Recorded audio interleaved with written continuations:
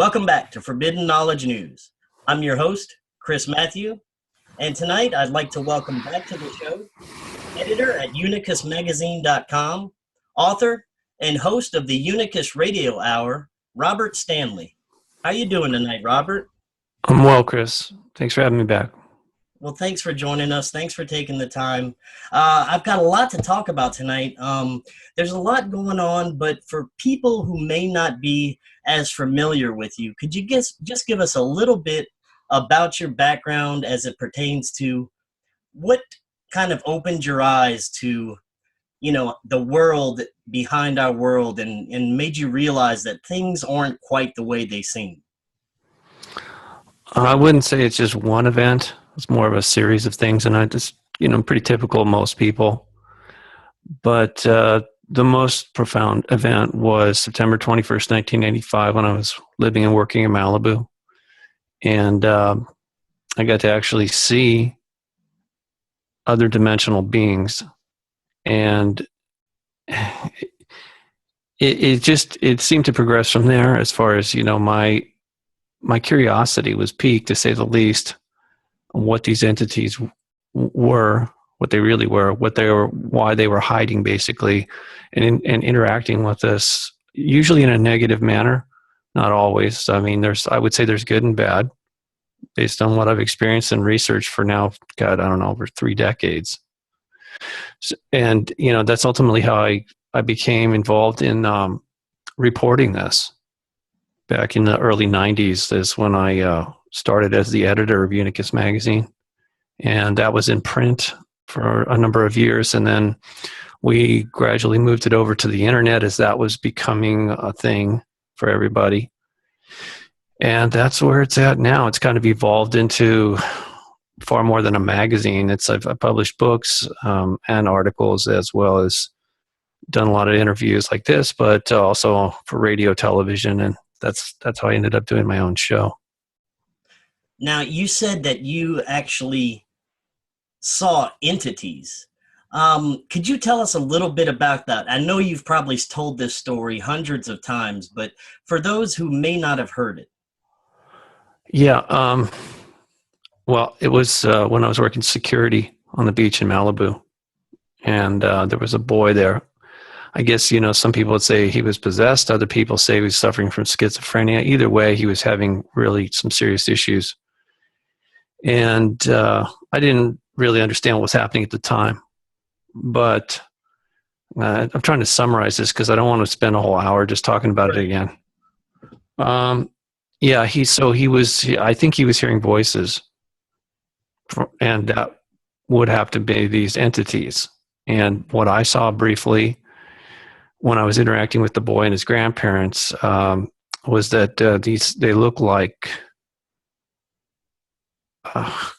they were just dark, floating towards the top of the ceiling, and I only saw them briefly, but it was enough to get my interest to the point where I knew that something was going on. At first, I didn't want to believe it.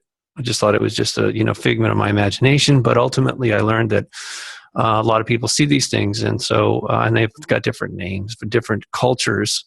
Have used different names over different periods of time.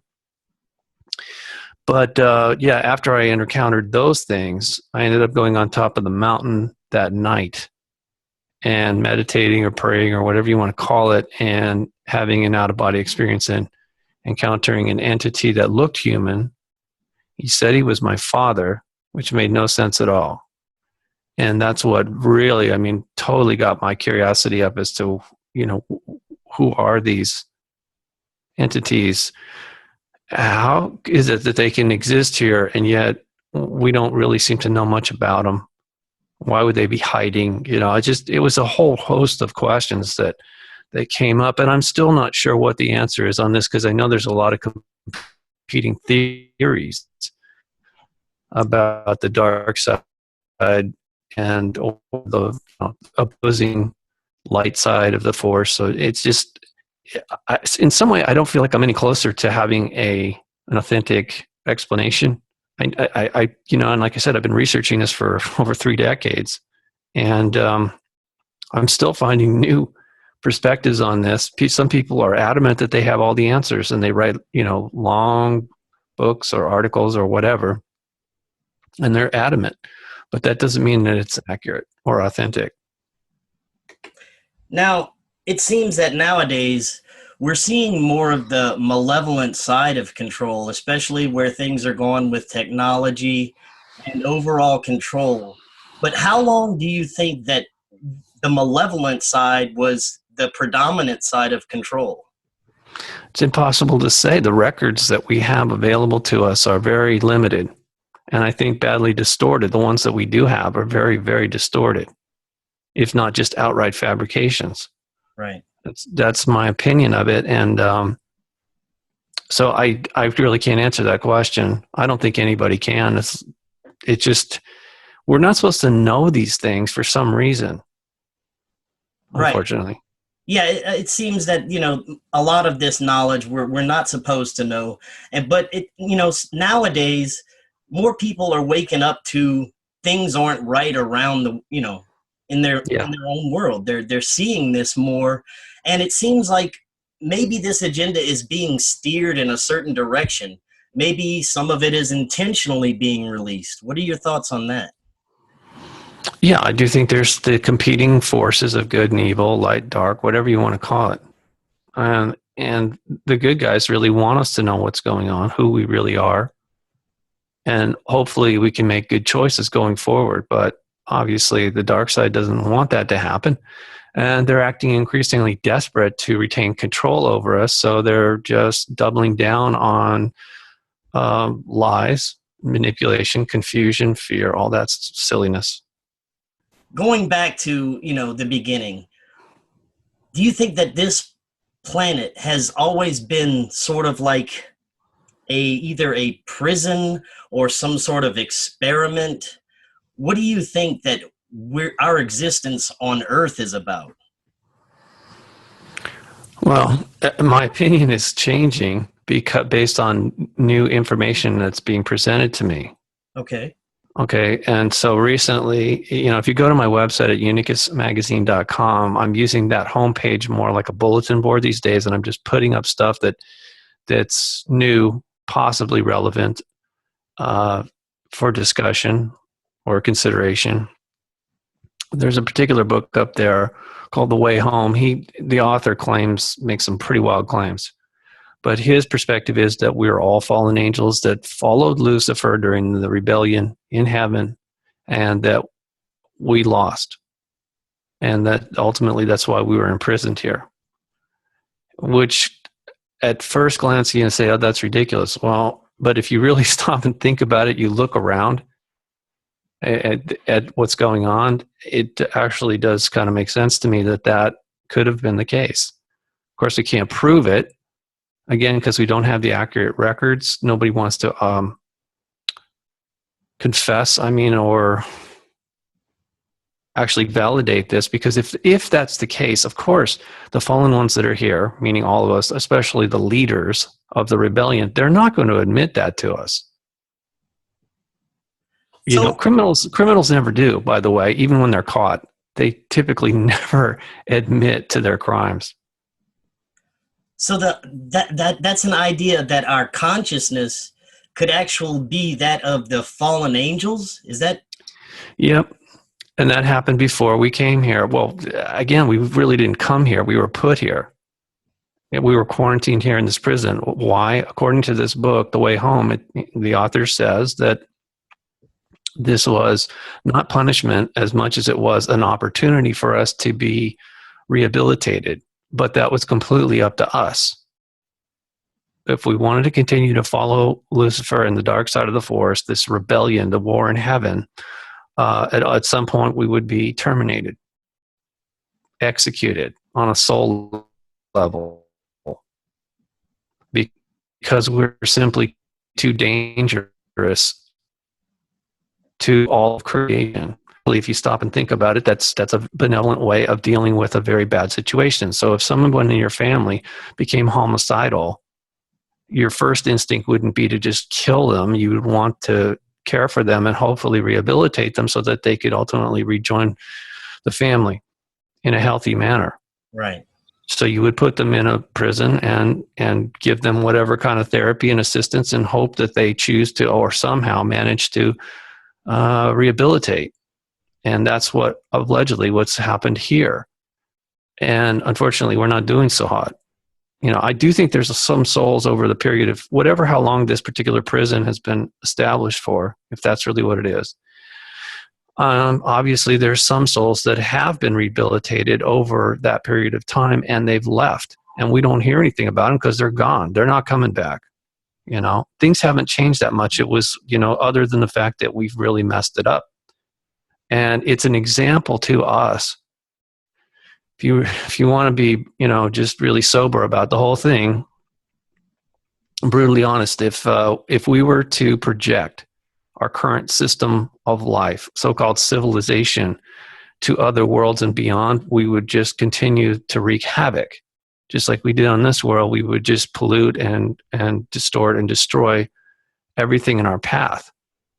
So that kind of lends credence to the concept or the possibility that we really are the fallen angels, that we really are rebels. Now, doesn't mean everybody is dangerous. When you look at a prison system, there are some people that are really considerably good. They're in there and they're learning a lesson and they're even doing extra credit, and ultimately they get released early on parole for good behavior. Whereas at the opposite end of that, you have what they call hardened criminals that are so bad that ultimately they have to go to like a maximum security section, or they're isolated entirely in what they call solitary confinement. So there's various degrees of evil, or I think of it as parasitic. There's something wrong with their souls. I do think it's an infection or distortion, that we weren't created that way, that something happened to cause this defect. Very interesting. Now, do you think that it's still reincarnation, that we're still going to be the same souls being reincarnated? And also, what about new souls coming in? Are they also fallen angels? Yeah, apparently there's a holding area where the souls, depending on how well they're doing here, sometimes they're not immediately shuffled right back in. And also because of the conditions of this particular prison / classroom. It's always going to be the same soul under different circumstances, but within reason. I mean, the only reason what we would come back here in a physical form like this is because we haven't finished being rehabilitated. So we have to be given another opportunity to continue that lesson or those lessons on an individual basis. Now, do you think there are people that are coming in, or not necessarily even people, but they don't have a soul? They're just sort of soulless, part of what we are here. Okay, so this gets back to the concept that people are putting out there about the Matrix, and I've talked about it a lot. I do think there's some validity to that. Of course, there's a lot of different perspectives as to what it is. But it seems possible that the Matrix was actually set up as part of the prison. It is the prison, and that's why it's separate from creation. For a while there, I thought it was actually something the dark side had done to basically hide out, and that they were. It was part. I knew it was part of this conflict, the war in heaven, as it's called. We call it.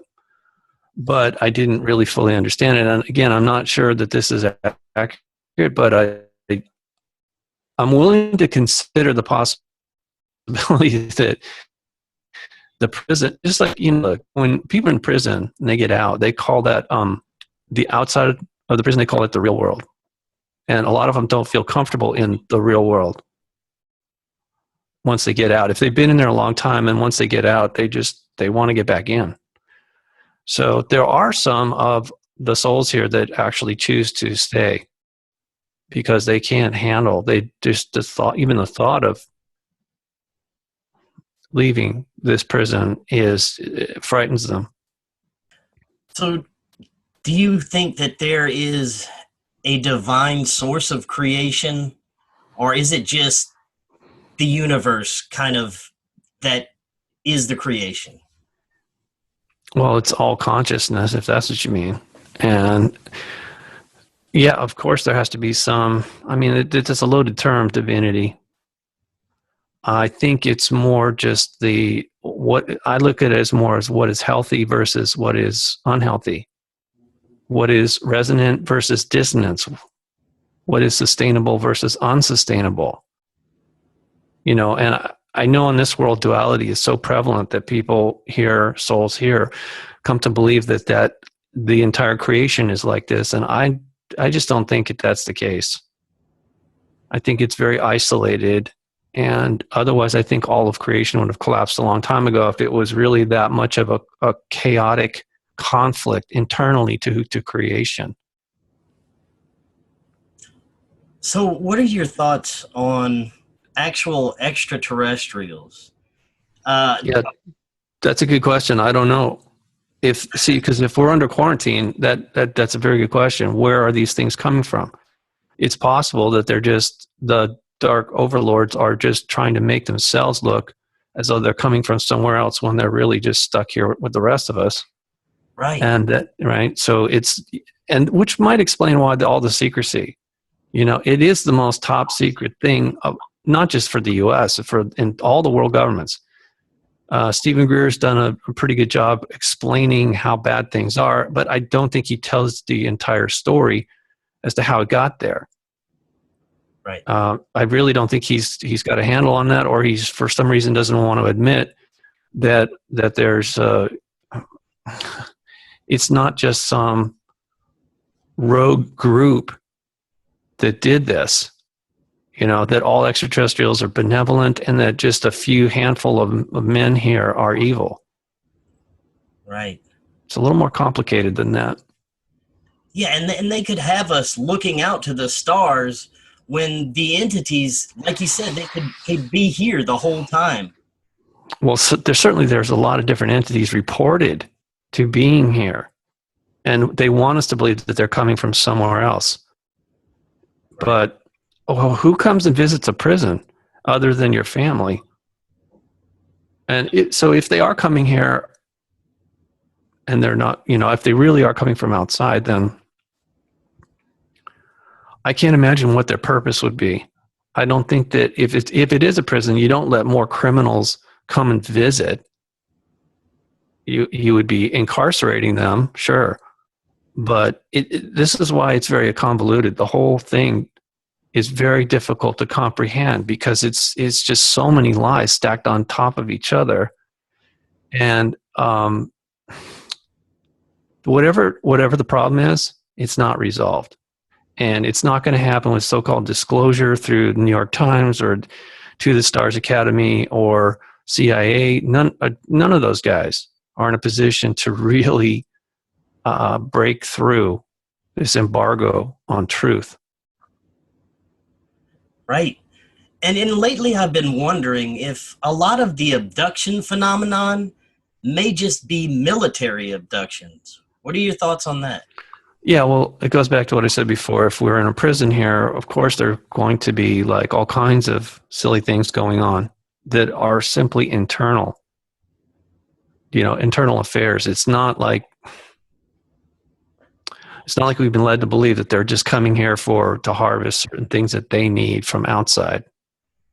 Because if they're that advanced, I just don't see why that they would need to be doing abductions and mutilations and stuff like that. It doesn't make any sense. And it seems that in our ancient past, we had more, I guess you could say, contact with these beings, and they wanted us to think that they were gods, and they wanted us to worship them. What do you think happened to where we're not making that direct contact anymore? Yeah, well, the so-called gods, I think, are the fallen angels.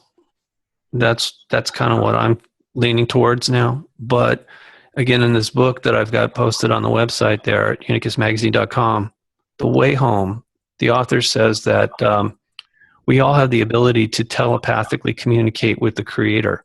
That was our natural birthright. And it's been kind of lost or diminished because of the dark side here wanting to continue to control us. So one of the things that came out of reading that was I realized there's a distinction. Religion wants us to believe in God. Spirituality teaches us how to know God, and this through direct communication.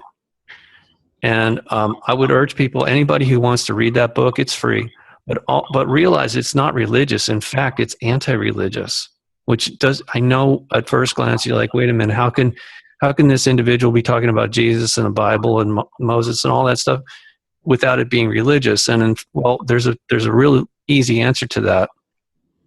Religion is designed to divide mankind by the dark side. The various religions that came out of historic events that are key to us understanding who we really are, that all had to be distorted. So religion is a weaponized form of spirituality and history. Right, certainly. And they've changed history so much. We don't even know anymore what real history is. The kids growing up don't have a chance of knowing what real history is. Who do you think Lucifer was? Okay, well, we got a really bad delay on this. Oh, sorry. At least that's what I'm hearing. I'm hearing a delay on my end. I asked, who do you think Lucifer? Yeah. I heard what you said. I'm just thinking about it. He obviously goes by many different names, but I prefer to call him Enki because that's what most people seem to know that name. Right. And he's been busy, I would have to say, blaming everybody else except himself for the rebellion. But I do think he started it. And for various reasons. Okay, it's hard to say for sure because obviously he's not coming forward. And the people that have contacted me claiming to be Enki, I don't think they are. I know they think they are, but I swear it feels like I'm living in a freaking insane asylum sometimes when if I think about it too much. Well, now, do you think it is like the Sumerian mythos? Did he have a brother Enlil with the father Anu? I mean, is there a kind of a tug of war situation again for power on this planet? The way Sitchin presented it on behalf of Enki, he's the victim of his family, his brother, his dad and his brother supposedly ganged up on him. But the newest thing that's out there right now is that now he's saying that he's a victim of his firstborn son. And this guy's known by various names, Marduk, Ra, possibly even Satan. But he's very prevalent here on this world as well. And so that's the newest thing that's coming through. People that are pro-Enki is like he's a victim, but now he's blaming his firstborn son for all the ills here on this planet. And do you think he is an actual physical being or can actually manifest in physical form? Yeah, I do. Look, we all have a soul. Obviously, we've taken many forms over many lifetimes, but we really are just souls. And the same is true for Enki or Lucifer. It's just that he's gone off on a tangent for whatever reason. And I've tried to figure this out. I'm not really sure what is the story, but something's wrong with him, and he caused this rebellion. And a lot of us decided enough of us decided to follow him into this place where he was going to be the leader. And didn't turn out so hot. Right. Now, it seems like our whole planet, if you look at history, in the times of Atlantis, there's supposedly open magic. And then magic got suppressed, and we weren't supposed to use magic. But the elite seem to use magic all the time on us, through Hollywood, through the technology. Is that something that you would agree with? Yeah, it's entrainment, enchantment, sophistry. Those are all the names for the same thing. Mind control. Yeah, we're all basically targeted individuals, but that doesn't excuse our behavior. Right now, there's there's a momentum for people to want to see themselves as victims and engage in the blame game, Right. rather than taking responsibility for their own behavior. That's one thing that could change everything in our world if we just changed ourselves, if we just started with ourselves and made ourselves better, made ourselves happier. But it seems there's a movement to keep us all from doing that, because there's power behind it. Well, it's not just power. It would liberate us. At some point, we would actually figure it out and behave differently, and then be released from the prison. And we would no longer be under the control of this rebellion, the dark side. Now, for the technology that we have now, do you think that we acquired it at some point after World War II through the German secret societies and what they were doing? Well, you have to be clear about who we are. Well, our deep state, our the technology that we're not supposed to know about. Yeah, they've always had it. As soon as we were put here, Enki and his people, they already knew how to develop technology. The only reason it was permitted, my understanding at this point, the only reason the benevolent beings allowed the dark fallen ones here to develop those types of technologies was to just prove the point that they are criminals, and that they have not changed their behavior, that they're simply just continuing. I mean, and what do you expect? Like I said, if you put somebody in prison, if they're really bad, they typically, what do? They make weapons, right? Inside the prison out of anything they can get their hands on.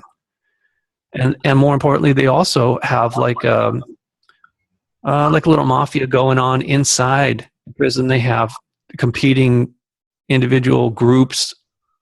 They're competing for power and control inside the prison system, right? Right. Definitely. So I think that's what's going on here. Yeah, I think I don't think it was given to us. It's just a natural part of being criminals, is they develop these weapon systems wherever they go, even if they're in prison. Now, do you think that Hitler had direct contact with possibly Enki? Allegedly. Again, this is what I'm saying. Things keep changing depending on what information. I know what you're talking about. It's in the public record. I don't know if that's accurate. Nobody can validate it. But think about what I'm saying. If we were all here together in this prison system, in this everybody's had exposure to Enki and or his direct reports. His administration is in control here to a large extent, but they're also limited at what they can do. Not only here, but for sure outside the prison, they don't have much influence anymore. Otherwise, it wouldn't be much of a prison. Now, do you think that we have a secret space program that's active and that's been active for decades. I think somebody wants us to believe that. Interesting. I think the dark side really wants us to believe that there are more. I know this is, I'm saying things are getting weirder by the moment here with what I'm being exposed to. Because that's the thing, you got to watch what you ask for. If you really want to know the truth, you may not be happy with the answer. Are there other planets outside of Earth? Is there, Yeah, of course. So do you think that? But I don't think we have access to it. Think about it this way. Look, if you're in prison, there's a whole nother, there's everything on the outside is there. It's there. You just can't access it. Interesting. So there is no way that we have access to even the moon. That this is a complete. I think it would be limited. Well, I don't know how big the prison is. It may extend to Mars or whatever, but this would also explain why a lot of people cannot astrally project very far.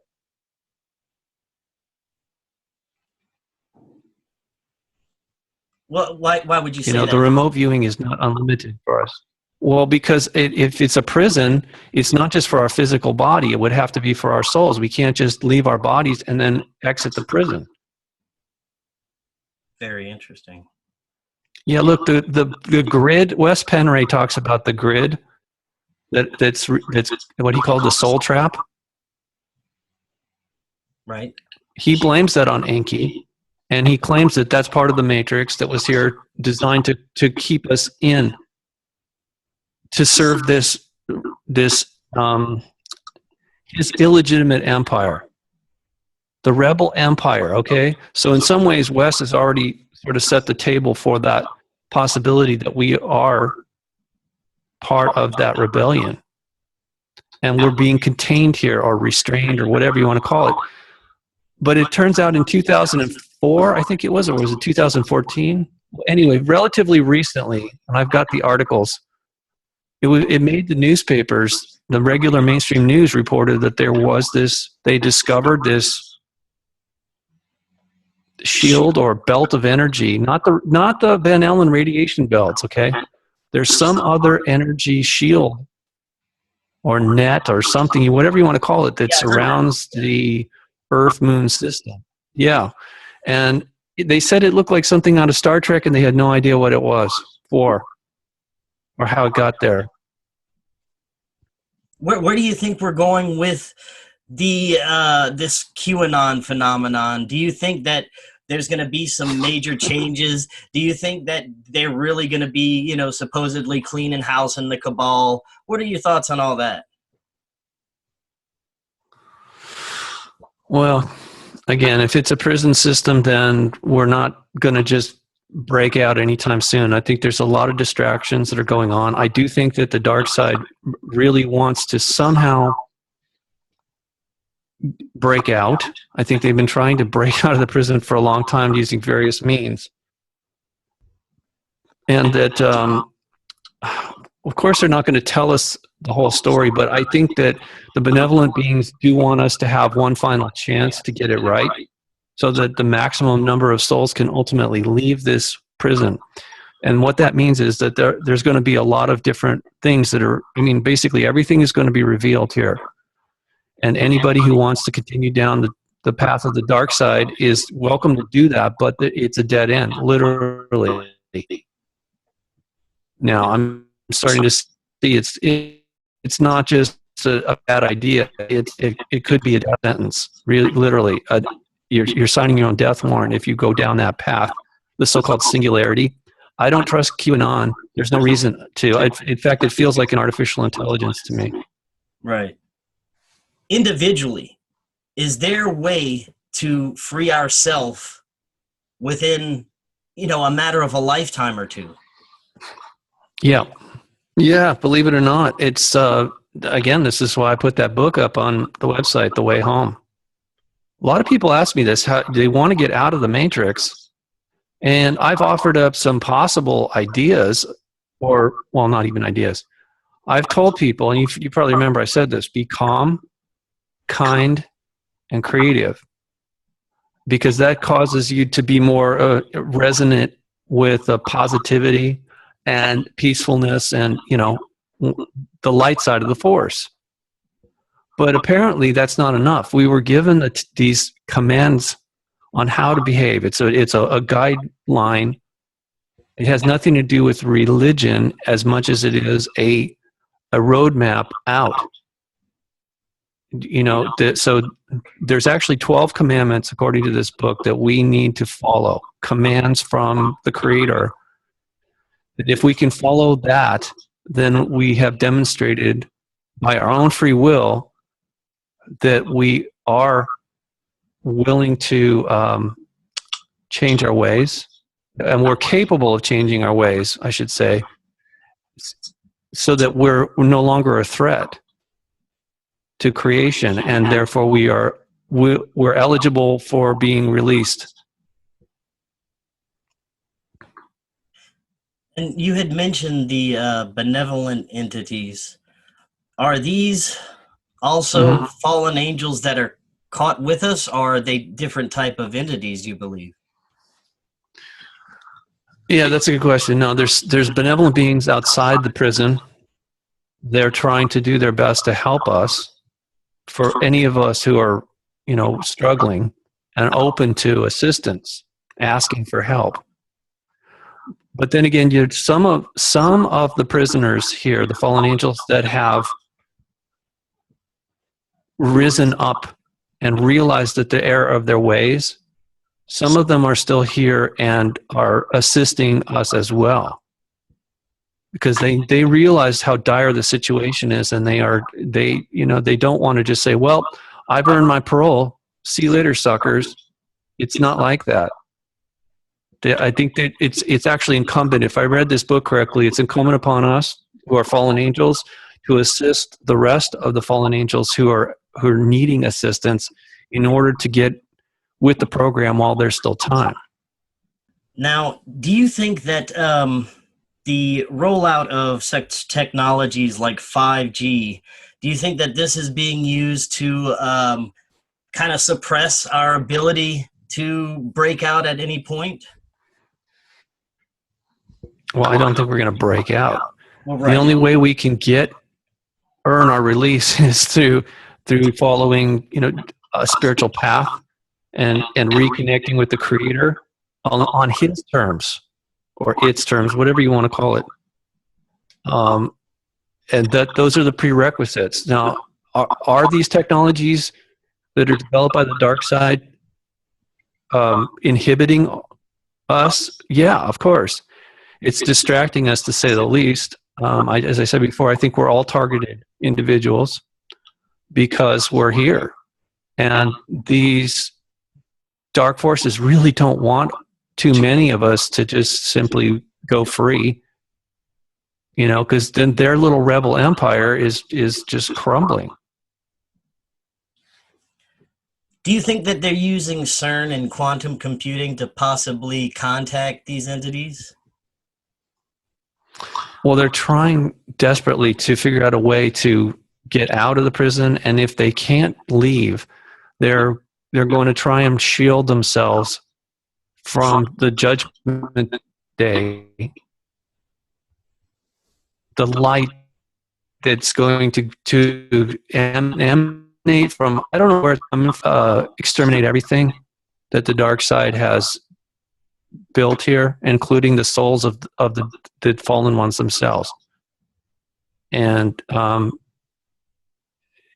this is one of the reasons that the singularity, they're pushing this idea, this secular humanist, transhumanist, whatever agenda. This supposedly we can download our souls into a chip inside of a hardened technology. I don't think it could possibly survive what is coming, but they're desperate, so they have to try these different methods. Do you think that there are alternate timelines that have either been created or always existed? Yeah, sure, but that doesn't, again, I know that they're trying to create alternative timelines where that will allow them to break out of the prison, but I don't think it's working. So, where do you see us as a society going in the next 5 years? That's assuming we have 5 years. So The way it was shown to me when I asked, since you asked, Chris, when I asked the benevolent beings that I feel that I'm in contact with, they showed me what was coming, that there was waves of energy washing over the planet, and that this would continue for a period of time. Now, this was 2013. I was just asking a question. How is this going to be resolved? Part of the process is there's these waves of energy washing over us. We saw this happen in November 11th of 2018. The entire planet shook for 20 minutes.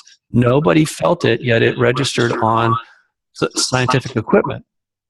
And that was just one of a number of events where the entire planet was being shaken up by these waves of energy coming from God knows where. But what it's doing is it is waking people up on a soul level and allowing them to see things for what they really are. As you must have noticed now, everything is being revealed. And the reason that's happening is because by 2022, everybody's going to know exactly what the game is. And they're going to have to make a decision at that point as to what do they want to do? Do they want to knowingly continue to serve the dark side, or do they want to move back into the light side of the force and work with them? And at that point, I mean, you said we may not have 5 years. What could possibly happen? Yeah, I don't know. Okay, it depends. It really depends on who you talk to. I'm not sure. All I know is it's going to be a huge change, and that we're not going to continue to live in duality. Those of us who choose the light can no longer live with those who are in darkness. It's just insane. Why would you do that to somebody? You know, you don't. Once a person in prison has been rehabilitated, you don't keep them there. You let them out. And that's it. So I don't know if we're going to leave this world or the dark side is going to be eradicated entirely. That's not up to me. All I'm saying is that the next few years are extremely critical for everybody, whether they like it or not. Right. I mean, you can definitely sense that there are big changes on the horizon. And we're experiencing a lot of earth changes right now. And would this be also a side effect of the waves of energy you were speaking about? Yeah. Supposedly the whole planet, our solar system, is a bubble of energy. And it's entered a larger cloud of energy. So there's something happening, and I'm sure this was all timed for a specific reason that most of us are completely ignorant of. But NASA calls it the fluff, this cloud of energy we're in. Some people also call it the photon belt. And other people have said that we still have yet to do the crossing of the equator of this particular galaxy, that our solar system is basically going to be completely reorganized, a lot like shuffling a deck of cards. Very interesting. So passing through this area, do you see that we're going to maybe possibly have any type of major cataclysms here on Earth because of this? Unfortunately. I mean, but that's not unusual for this world. You know, we've had a lot of extinctions and ice ages or mini ice ages, and of course, it doesn't help that certain individuals are trying to weaponize the weather. Right. You know? Yeah. So, what are your thoughts on that? I mean, we've had a lot of kind of red flag events with the California fires and some of the other anomalous events that have happened. Do you think that that's intentionally been caused? sure. The dark side is all about destruction, deception, manipulation. They're not going to stop. They can't. They don't know how to. You know, and ultimately, it's unsustainable. So I do think that we're in for some really shocking events, but they need to happen in order to totally wake people up that are, while they're here, take advantage of the opportunity to ultimately make a choice or choices based on reality, the truth, as opposed to lies. So for the people who may just be waking up to all of this, who want to know what they can do to start to better themselves, to prepare for possibly anything that could be coming, take the last few minutes to kind of give your advice on what people can do to prepare themselves and get themselves in the right place. Okay, well, this is one of the reasons that I produce the website unicusmagazine.com. That's the main reason, is because I do care. And I'm not saying I have all the answers, but there's a lot of clues that I put up on that website for free. So I would suggest that people go there if they're interested in learning more. But ultimately, it comes down to us individually to take responsibility for our thoughts and deeds. And the roadmap out is really not that difficult. It's important to realize that we are souls. Those of us who are souls here are spiritual beings that are multidimensional. We are probably imprisoned here and have been for some time. It's not permanent. If we choose to behave and ultimately learn our lesson, we're allowed to leave and move back out into creation.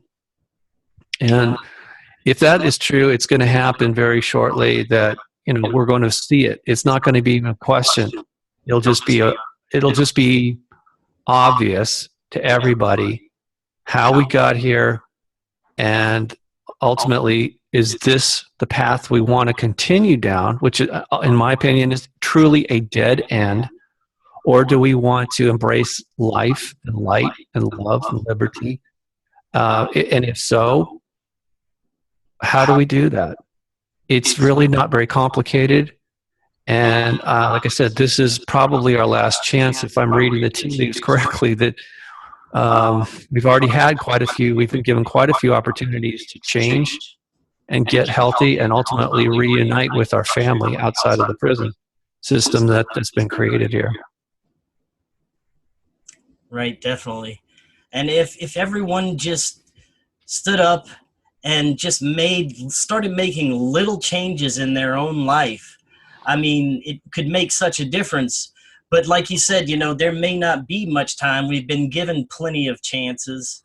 Well, hang on a second, Chris. You bring up a good point here that it isn't really about what other people are doing. It's about what you're doing individually, what we do individually, how we feel in our heart. Because everything is transparent. There is no privacy per se. That's an illusion. So it really is incumbent upon each and every one of us to change course, to behave well, to be good, to do good. And I mean this entirely on every moment of every day. And ultimately, here's what's really wild, is to reconnect, to get to know the Creator, to know God, our Father. Not on religious terms, not based just simply on faith alone, but to actually know Him, not believe in His existence, but to know Him through telepathy. And that the only way that an individual could do that is by shutting off devices, not watching television, spending a little time in nature, or just being quiet. It's not about going to church. It's about opening yourself up, your heart, and making or reconnecting with the Creator. That's ultimately what's going to help get us out individually. You're definitely right. Everybody's running around with their cell phones. They're not even looking up, not even really communicating with each other. And I've recently just started meditating, and it's making a world of difference just to have a few minutes of quiet in my life, a few minutes just to comprehend everything. I haven't really gotten that good at it yet. I'm kind of new to it, but it does make a world of difference. Yeah, but meditating on what? Here's the thing. Everybody knows that there's voices in their head. And one of those voices is Lucifer. The Lucifer AI is definitely real, and it's causing people to go crazy and act badly and do stupid things. You have your own personal consciousness that is being influenced by the Luciferian voices. But then again, if you listen for it, if you allow yourself to really feel the goodness of the Creator speaking to you, not just speaking, but really, really communing with the Creator, you'll hear that voice and know it's God, but the Creator, our Father, our true Father, not the father of all lies, who approached me back in Malibu in 1985, tried to convince me he was my father. He's the father of all lies. He's definitely the guy that caused all this problem. But that doesn't excuse my behavior. I have to take responsibility for myself, all right? So here's the thing. When I'm quiet, I have to know how to discern or distinguish between these various voices. Like channels on a radio, okay? You have to know how to tune into the channels that you want to listen to. And if you listen to some, they're very dark and disturbing. If you listen to others, they're very positive and warm and loving.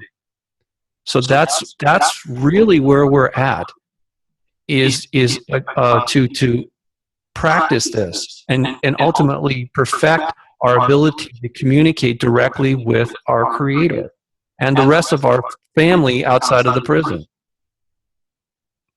Very well said. And I think that's a perfect night to end on. Note to end on tonight. I want to thank you so much for coming on the show again, Robert. We're going to have you back on. Is there anything interesting upcoming that you'd like to talk about before you go? Well, other than what we've just been talking about, that's kind of a huge topic. Right. Yeah. So anything that's new and important, as I said, it's on my website, the homepage at unicusmagazine.com. And I do appreciate all the work you're doing. And I wish everybody the best. All right. Thank you, Robert. And you have a great night. You too, Chris.